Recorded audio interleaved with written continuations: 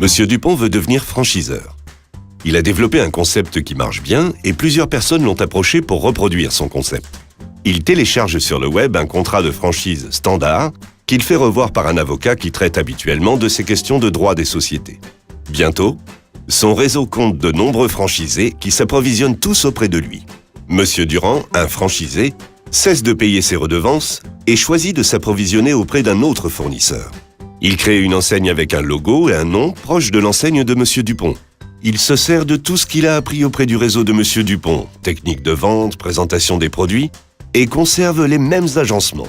Monsieur Dupont ne parvient pas à faire cesser l'usage de son concept par le franchisé, parce que le contrat de franchise n'est pas adapté. L'ex-franchisé monte son propre réseau de franchise sur le même modèle. De nombreux franchisés du réseau de Monsieur Dupont rejoignent le nouveau réseau de l'ex-franchisé en cessant impunément de payer leurs redevances. Le réseau de Monsieur Dupont est en faillite. Si Monsieur Dupont était venu voir Gouache Avocat. Gouache Avocat est un cabinet spécialisé en matière de droit de la distribution. Il est sollicité pour la rédaction ou la revue de nombreux contrats de franchise chaque année.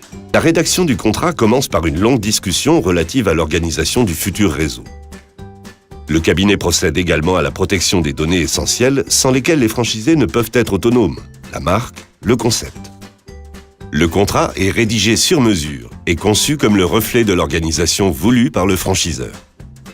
Dès les premiers impayés, le franchiseur a les moyens d'exiger le paiement des redevances, d'opérer la résiliation du contrat de franchise et la cessation de l'usage du concept. L'enseigne de l'ancien franchisé doit être modifiée. Les agencements spécifiques doivent être rendus ou détruits. Les voies d'exécution les plus rapides peuvent être mises en œuvre pour obtenir le paiement des marchandises et des redevances. Les autres franchisés ne sont pas tentés de quitter le réseau dans les mêmes conditions. Le franchisé ne peut pas copier le concept de son ex-franchiseur, et encore moins monter un réseau concurrent sur les mêmes bases. Quand on a l'ambition de créer un réseau et qu'on utilise un mauvais contrat, on rend le réseau extrêmement fragile. La moindre brèche dans ce contrat peut être exploitée par tous les franchisés et multiplier les risques de déstabilisation du réseau.